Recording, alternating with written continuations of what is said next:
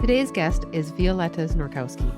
Violetta is the founder and facilitator at Expand and Impact, a school of emotional mastery and embodied self-leadership dedicated to guiding goal-driven women to succeed, grow, and heal sustainably so that they can have the impact and inner peace they desire. With over 10 years of experience and an international career teaching self-leadership and emotional resilience, especially during times of stress, uncertainty, and adversity, Violetta is passionate about guiding others to safely explore their connection to self, others, and the world around them. Violetta is a trauma-trained holistic counselor and uses an integrated approach to self-work by incorporating the latest in neuroscience and brain-body-based practices. She believes that self-inquiry is the gateway to a generational change where women use their voice with confidence, feel emotionally grounded, and have fulfilling relationships without sacrificing their well-being or goals. When Violetta is not facilitating internal transformations for external success, she is likely climbing up or snowboarding down mountains or planning her next adventure. We discuss how to cultivate more sustainable joy, energy, and calm, especially during stressful and busy times. Violetta shares so many helpful ways that we can incorporate peace into our life. Here's our conversation. I'd love to introduce you to Violetta Znorkowski today. And this conversation that's about to happen, I think, is really crucial at this time of year because of the fact that we often get into our own heads about trying to finish everything off. So, Violet, thank you for coming on the podcast. Thank you so much for having me. I'm really excited to dive into the topic of today. So tell us a little bit more about who you are and why you serve who you serve. So my name is Violetta. You're more than welcome to call me Violet. And I have been where the audience has been. I consider myself to be really ambitious, really driven. And that has served me so well in my life because it's gotten me to where I am, just like it's gotten you to where you are. And there's always the shadow aspect of that, of how it's also taken away when left unquestioned. So for me personally, I used to work in outdoor and experiential education. So it's a very little known industry, but I was lucky enough that my career took me all over the world. And I was working and leading and educating in developing world countries for about a decade. And that was very beautiful, very much recognized the privilege. And also, it was a really interesting polarity to hold of being in countries where women have very few rights, and also noticing the gender gap in my own industry and how that impacted my emotional state, how I felt, and I guess the motivations that drove me. So, I have a long story of how that led to a burnout, a massive burnout, and a big pivot in my life. And that pivot is what I do today. So I am the founder and facilitator of Expand and Impact. And that is a school of emotional mastery and embodied self leadership for driven women like us, female professionals, female leaders, to learn the skills that we're not taught in school, but that deeply shape how we feel about ourselves, how we feel about the world, our work, and how we're able to stay connected, especially during times of stress and adversity, instead of leaning away or getting absorbed in the endless thoughts that many of us experience, or these perfectionist tendencies, people pleasing tendencies, like we'll be talking about today. So I'm really excited to dive in, but that's a little bit about me. I love that you have an experience in your background that really caused you to pivot, to turn, to do something about what you were seeing. And I think that often is what drives women and people in general to create something, is that need and that growth that they themselves experience. So to hear that you also Yeah. have created something out of that is just absolutely awesome. And I commend you for that because it's necessary. Yeah, absolutely necessary. And also, how lucky are we that we were able to channel our frustrations into something more productive? And it definitely is a skill to learn. Resilience, I think, is one of those things that is a bit misconstrued, especially amongst high achievers. We're so used to pushing, pushing, pushing without stopping to consider the impact it's actually having on our mental, emotional, and physical health. And when we can redefine success, when we can redefine what resilience is and how we want leadership to look and feel, that's when we open ourselves to endless possibilities in our career, in our relationships, and really cultivate lasting and deeper states of connection and joy and ease in our life. without losing productivity, without compromising our big goals, because that's important. Yeah, for all of the perfectionists out there, I mean, there's big dreams, big goals, big plans, and often the idea of, you know, taking it easier or making it easier on ourselves comes with the idea that you have to do less and therefore you're not going to get to where you want to go as quickly. And that's really not true, but it's a hard thing to get your head around when you're a perfectionist. Yeah. And I would add to that, I couldn't agree more. I would add to that and say that trying to understand it with your cognitive, intellectual brain is the reason why it's difficult to get on board with that idea. And if it were true that working hard and pushing yourself and hustling was the pathway to more ease and abundance and joy, then there would be more happy, successful, and relaxed people in the world. But actually, what I would invite in this conversation is the idea of less is actually more. And we need to be able to slow down just enough. Doesn't need to be a tremendous amount that puts our system into a state of panic, into a state of fight or flight, but slowing down just enough to see where we can potentially do one small thing differently a day, where the way we are thinking, the way we are living, the way we are feeling actually isn't working for us, and what we can do about it.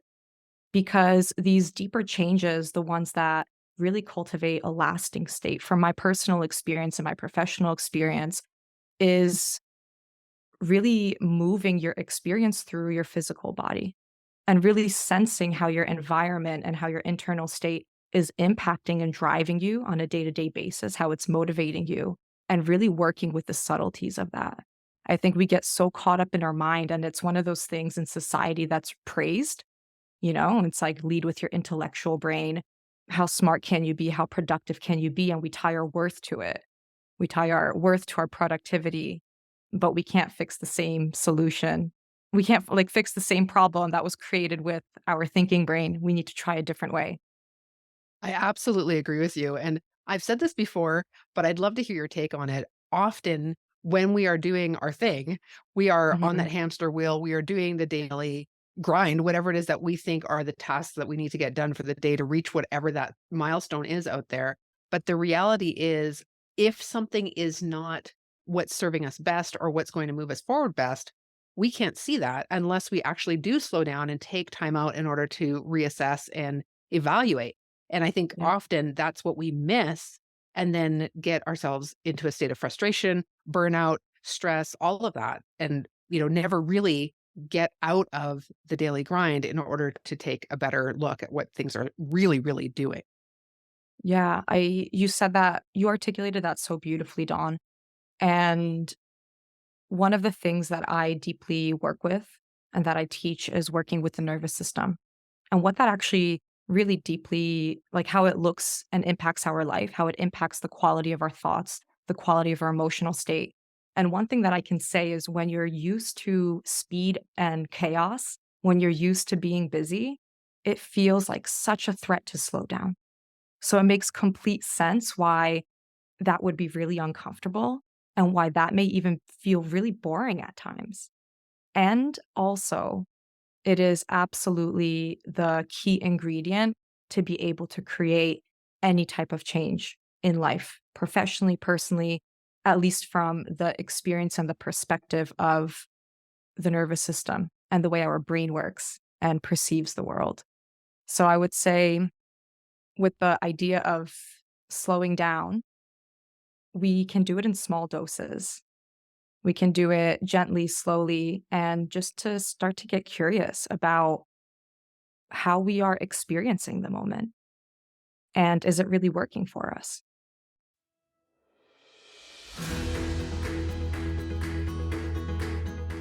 Hey, wonderful listeners. If you're an entrepreneur or a business owner like me, then you know the struggle of juggling a million tasks while trying to focus on what really matters. Well, guess what? I've got a game changer for you, and it's called Umbrella Virtual Solutions. You know those tasks that make you want to pull your hair out? The ones you'd rather avoid like the plague? Yep, Umbrella Virtual Solutions has got you covered. Need a killer website that'll make your competitors jealous? Boom, they're the web wizards you need. And let's talk about virtual events. Everyone loves attending them, but the behind the scenes madness? Not so much. Luckily, these experts are your event architects. They'll plan, set up, and run the whole shebang so you can shine in the spotlight without the tech headache. Now, here's the best part. If you're a fellow podcaster like yours truly, you know that editing can be a real audio nightmare. But fear not, because Umbrella Virtual Solutions are audio editing maestros. They'll transform your raw recordings into podcasting gold while you sip your coffee and relax. And hey, who wants to drown in emails and social media management? Not me. That's where Umbrella Virtual Solutions really shine. They love diving into the admin abyss, leaving you with a clean slate to focus on your passion projects. But hold on, there's more. These folks aren't just about taking off tasks. They're your partners in business creation. Got a brilliant business, but no clue where to start? They will guide you through the process, turning your dreams into a reality. Do you know what they've done for me? They've given me back my time and peace of mind. Head over to UmbrellaVS.com and book a free strategy call. Say goodbye to overwhelm and hello to a whole lot of extra hours in your day. That's UmbrellaVS.com, where dreams become reality and tasks become history. Check them out and get ready to conquer the world one stress-free day at a time. That's a really, really good question. That, again, taking some time out and asking and answering. Often we can find so many little things that we didn't even recognize when we do take that time out and start asking some of the deeper questions. Often, again, we said this about perfectionists, but often we can believe that whatever we're doing is the very best thing because it got us to where we are without recognizing that that doesn't get us to the next level. And so we are, again, like you were saying, uncomfortable to make that switch or that change because it is what we know and it is what we're comfortable with. I have a question for you because of a Please. word that you used. So, Mhm. when you say the word resilience, I would Mhm. love for you to define that more for us. What does that look like? I love this question, and I might need a second to decide how I want to answer it. And there are two ways I would like to take it. Firstly, perhaps how we've misconstrued resilience and how we can redefine it for ourselves so that it actually benefits us. So, what I've noticed among, like, within myself, my own journey, and also the women that I work with is a really strong attachment to resilience being a bit forceful, a bit rigid, and pushing, pushing, pushing, and taking any resistance that we feel, any resistance that we experience as a challenge that needs to be overcome. So if we can just overcome this challenge, we are resilient. We don't stop to consider, as this conversation is going, the impact that's having on our life in our entirety, the impact it's having on our relationships and our ability to stay connected to ourselves and to the world around us.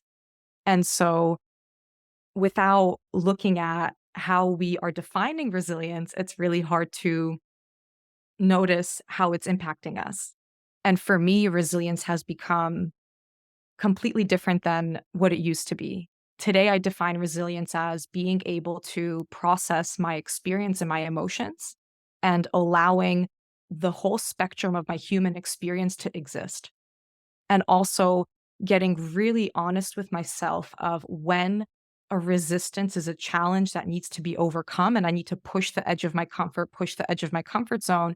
And actually, when it's a red flag, when it's a little trailhead showing me that perhaps I'm not meant to be pushing. Perhaps life in this moment is not meant to feel so hard. And I think many high achievers can perhaps resonate with this idea of, if I'm not struggling, is it really worth it? If I'm not pushing, am I working hard enough?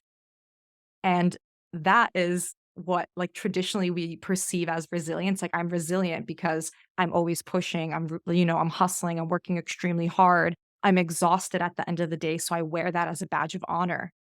My exhaustion is showing myself and the people around me how dedicated I am to my job, to my family, to my friends. And how's that working for us again? How do you sleep at night? And what is the quality of that? So when we can see that resilience can actually be something a bit more gentle, something that doesn't need to be so rigid and so forceful and can be channeled through a different energy, can be channeled with more authenticity and like a sustainable energy to help push us forward towards our goals without this inner pressure that's always driving us to do more, to be able to hold the polarity of life of being productive and being busy and enjoying the moment, engaging that flow state, being here right now. That's what I like to consider for myself. Okay, so having said that, I'm just going back to what I said at the very beginning. At this time of year, when we're in the last month and we're thinking, there's all these things that have to be done because at the beginning of the year, this was my goal and I'm not quite there yet. There are kind of two parts. One, it's not wrong, and we're not saying that at all, that it's wrong to push. There are definitely times to push and times to make things happen, and there's nothing wrong with that. But there's also times to recognize that this isn't the be all and end all because of our own personal health and Yeah. ability to actually enjoy life in the process. So what would you say to those who are listening who are in that state right now and maybe aren't in the, yeah, this is a great time to push, but rather I'm doing it because I should, or I feel like I have to, or this is what I said I would do, and therefore I have to finish it off. What do we do? Mm. I love the emphasis on the word should, because that's it right there. And the first invitation I would give the audience and the folks that resonate with this way of doing things and also this really overpowering energy of your endless to-do list. It just doesn't seem to end. And I want to recognize that. That's important to recognize, and that we do have to show up for our responsibilities. We can't just, ditch everything to the side and go into the Himalayas and meditate for the rest of our life to be peaceful. We have to learn how to navigate the daily stresses and those periods where things are really busy without compromising our own well being and without sacrificing ourselves and our needs in the process. So, my first invitation would be is to investigate that should. I have to, I should be doing this.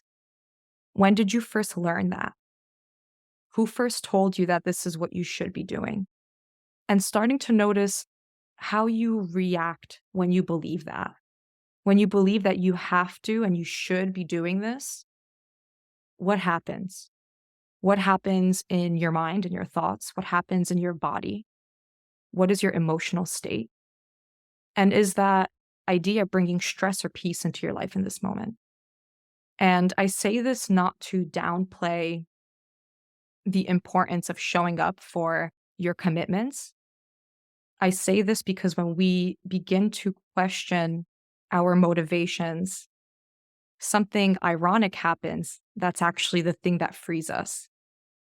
So instead of pushing through the busyness and staying in a constant state of motion, if we can be with the discomfort of the overwhelm and anxiety that we feel that's driving us, it actually starts to lessen that overwhelm and that anxiety.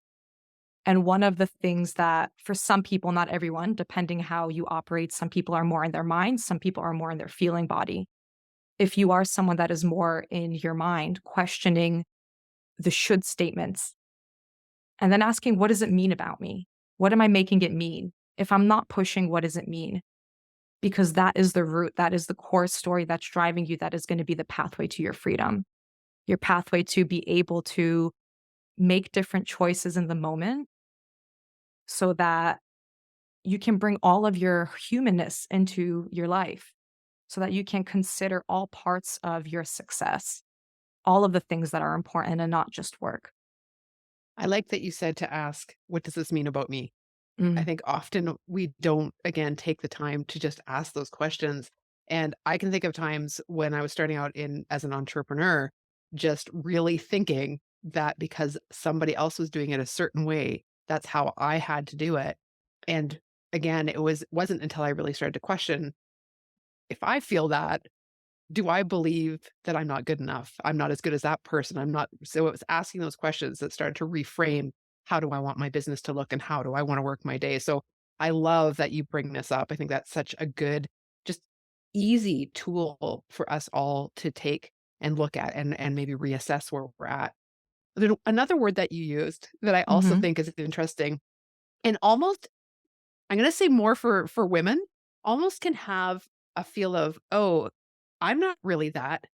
Now you said self-leadership, but I'm just gonna take the word Mhm. leadership out of there because I think there's a lot of women who are like, "Oh, I'm not a leader." Like, that's somebody else that does big things or a CEO or that type of thing. What are we Mhm. defining when we say self-leadership? I love this question, and I haven't considered it before in this capacity, but you're so right. There is a bit of a dissonance between identifying as a leader, and it's much less common for women. And the first thing I have to say is, who told you you're not a leader? And if you're a mother, you're leading your family every single day. You have been the bedrock of the home. If you're an entrepreneur, you're leading yourself and your team every single day. In your relationship, it can be joint leadership, team leadership. So when I say self leadership, it's the ability to lead yourself so that you can be able to more effectively and resiliently and authentically and compassionately lead others. Are you only focusing on the external and showing up for everyone else while sacrificing your own needs? Or are you really being that example of compassion, compassionate leadership, of authenticity? When you encourage your team to have boundaries, do you uphold your boundaries? And are you able to navigate your emotional landscape? Are you able to speak up and use your voice when it's necessary? And be able to identify, again, when it's time to push or when it's time to lean back. I think the core of any type of leadership is self leadership. How can we lead someone else through something that we haven't yet experienced ourselves within ourselves? Hey there, fabulous female entrepreneurs. Are you ready to take your business game to the next level? Well, I've got some incredible news for you. Have you ever wondered what it's like to work with a business coach who's all about helping you let go of people pleasing, perfectionism, and procrastination in order to achieve your personal and professional goals? Look no further because I'm here to help you make your dreams a reality. Picture this: a free 30-minute strategy call together with me. Yep, you heard me right, totally free. It's your chance to tap into my years of expertise and get a taste of what it's like to have a committed and caring business coach by your side. I've had the honor of empowering many female entrepreneurs just like you.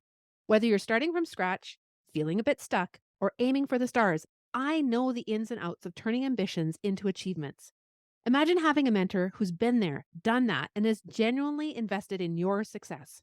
I've got your back, and I'm ready to share my proven strategies, insider tips, and unwavering support. But here's the catch: this opportunity won't last forever. So if you're serious about smashing your goals and want to experience what it's like to work with a business coach who's all about getting results in a way that is authentic and enjoyable for you, head over to www.pursueprogress.com/podcast now and click on today's episode to go to the show notes and book your free strategy call. That's www.pursueprogress.com/podcast, your gateway to claiming your free 30-minute strategy call. Seize this chance to unlock your potential, find your purpose, and embark on a journey of growth and success. All right, amazing listener, it's time to make your move. Visit www.pursueprogress.com/podcast. Book your spot and get ready to take that first step toward your wildest dreams. Thanks for tuning in. And remember, I'm here to support you in your goals and dreams. Don't procrastinate. Book your strategy call now and let's make those dreams a reality together. So, as we're learning to look and maybe pull back a little to be able to see the bigger picture and to see what we want to create, especially in this coming year, when we look at self leadership and being resilient through this, are there skill sets or a skill set that we need to develop in order to do that? Oh, absolutely. It's every skill set that we haven't learned in school. And for example, that's emotional regulation, which is different than emotional suppression. And really, like these ideas are like really nice. It's like cognitively, you're like, oh, yeah, of course, emotional regulation is important. We can be playful with this because we're smart enough to know that's important. We're smart enough to know better. And how much of it are we actually doing in our own lives? Or how much are we thinking about our emotions before we learn to process them and feel them within the body. Because there is the mind-body connection, and that's a skill to learn, to be able to sense when you are reaching the capacity, like your edge, to be able to sense that before you get to the overwhelm, before the anxiety takes over, to be able to sense that as it's happening and intervene is a skill. And I wish we were taught this in schools. It would have made my life a whole lot easier. But unfortunately, we are in the privileged position as the generation who gets to ask these bigger questions. We get to make these different choices and start to consider how we can live differently and how we can have different priorities that maybe the women and the people before us didn't have the privilege to do. So one of those things is learning to move into your body to recognize those subtleties, to regulate your nervous system. To be in regulation, it doesn't mean that you're calm all the time. It doesn't mean you feel peace all the time. What it actually means is you're able to experience stress and adversity and stretch yourself and make your way back to peace so that you're not locked and stuck in the anxiety, in the overwhelm, and then the inevitable energetic crash that happens, which is maybe numbness, depression, procrastination. These things go hand in hand, and it's actually a physiological response that is happening in the moment. So to be able to be in those higher intensity, those states that require more of us while still being able to tap into that steadiness. And when we do lose ourselves in the experience, we know very clearly how to make our way back home to ourselves. I love this. This makes me happy inside just hearing just hearing you talk about this. In many ways, I think you're right. We weren't taught this in school. It's something we're on our own or, working with others to try to learn. But the word that you used about being privileged to be able to do that, Mm. I think is a really good reframe because often we can also get stuck in the, well, why didn't anybody teach me this? How come I'm trying to catch up now? Like, I don't know how to do this. This wasn't what I learned. I have to undo all of these things. But the reality is, you have the privilege in a day and time when there is so much access to resources and information Mhm. that we're very blessed to be able to do this in our day and age. Yeah, and I would also like to add to that, Dawn, something really important that I think can support the listeners in releasing some of that shame, blame, guilt that's attached to why don't I already know this? This sounds so easy. Why does it feel so hard? Because I've been there, and I sense that you've been there as well. And it's often the simple things that aren't easy. And that's why we don't do them. And yet they're the most important and the most transformative. And they are the very things that when we learn to incorporate into our daily life, transform our reality completely, transform what's possible when we are having big goals to stay connected in the process. And I'd like to invite this fact that isn't a fun fact, unfortunately, but we are the first and second generation of women who are allowed to even open up a bank account without a husband or a father's permission. And I think it was maybe the 50s or the 40s where women were allowed to apply like for credit cards and open up bank accounts in their own name. So these external factors and the systems that we live in impact how we lead ourselves. And I think that's so important to recognize that it's not you. You're not like a defect. There's nothing wrong with you. This is a really fine balance between the privilege of being one of the first generations to be able to choose a career and to choose to be an entrepreneur. We have that choice, whereas our ancestors didn't. My mother immigrated from Europe to the US. She didn't have even the internal space to think of what she wanted because she was thinking of, how am I going to make a new life in this country? And these systemic factors that we are impacted by affect how we decide to lead ourselves, how we decide to work. And we need to unlearn a lot. We need to unlearn the grip patriarchal structures have on us and start to notice, when am I staying silent when I can be using my voice? When am I compromising my needs for something outside of myself or someone else before I think of myself? Do I believe that I'm worthy to have needs? And how are these narratives in our mind actually influencing our decisions? This seems like a big concept, and it is. It's important to name. And it doesn't have to be so complicated in practice because it's really the small, simple actions that have the biggest and most powerful impact. But again, simple doesn't mean easy. Absolutely. I agree. This is not necessarily easy, but what a great way to start looking ahead, especially as we go into a new year, and to take that little bit of time, that little bit of backing off, and to be able to say, okay, what do I want my next year to look like, to feel like? How do I want to show up?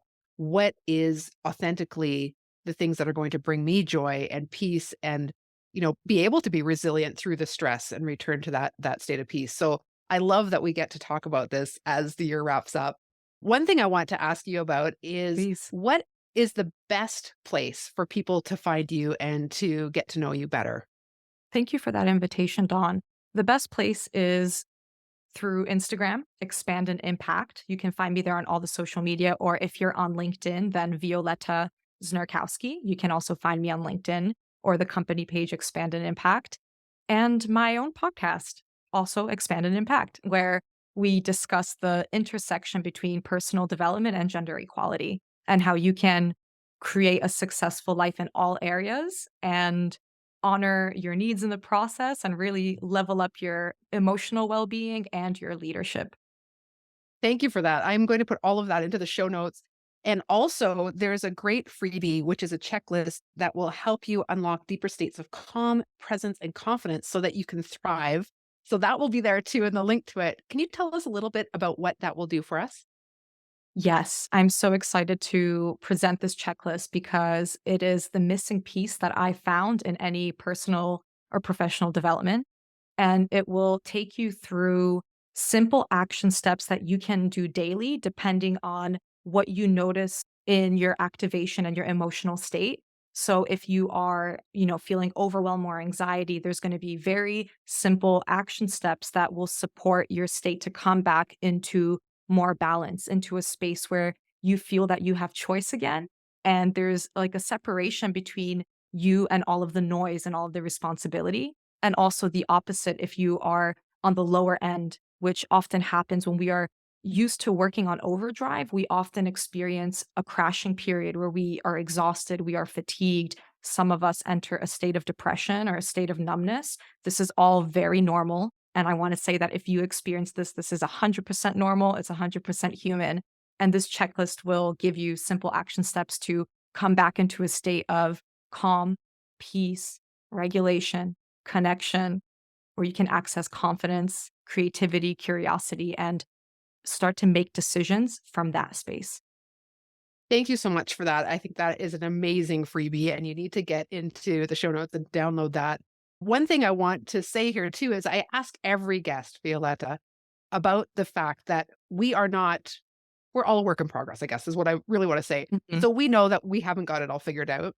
And everyone that comes on the show, I ask, which of the three P's do you relate to the most, whether it's people pleasing, perfectionism, or procrastination? Probably it's equal between procrastination and people pleasing. And where do Definitely, you there's a balance there. where do you see it play out in your life? The people pleasing in my personal relationships, especially familial relationships, I still face an internal conflict sometimes with this internal pressure to show up and make people happy or fulfill an expectation that actually hasn't been voiced out loud, mainly in my family. And as far as the procrastination, it really shows up in my business, especially as someone who is part personal brand, part experiential school of experience.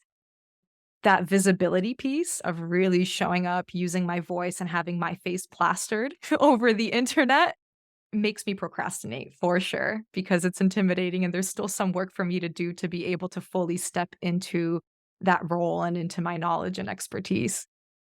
Thank you for sharing that. I think for listeners, it's always nice to hear where people are truly at, and to be able to recognize that a lot of us have similar tendencies in those areas. And like I said, it's still a work in progress. So I appreciate that you share that. Yeah, thank you so much. It felt really nice to name that and to say it out loud instead of harboring it and having it to be like a dirty little secret. Yeah, we all have things, right, Yeah. that we're working on. We all do. For all of you who are listening, I so appreciate that you're here and that you're learning and that you're taking time for yourselves. And I hope that you will take all of the things, but even one piece that Violetta said that really stuck out to you, and use it. Don't just listen, but actually use that tip or that tool and start to implement it. Sometimes it's sitting back and just writing down what stuck out to you, and then just mulling it over for the next week or so and see what comes up for you. So I encourage you to do that. I encourage you to share the podcast with other people. I'm sure you've heard a nugget in there where you thought, I could share this with somebody, and you have names that you're thinking of that should be listening to this. So make sure that you do that. Violetta, thank you so much for coming on the podcast. It was such a delight to actually discuss all of this with you. Thank you so much, Sean, for having me. It's been a pleasure to put a voice and put a name to these really important topics.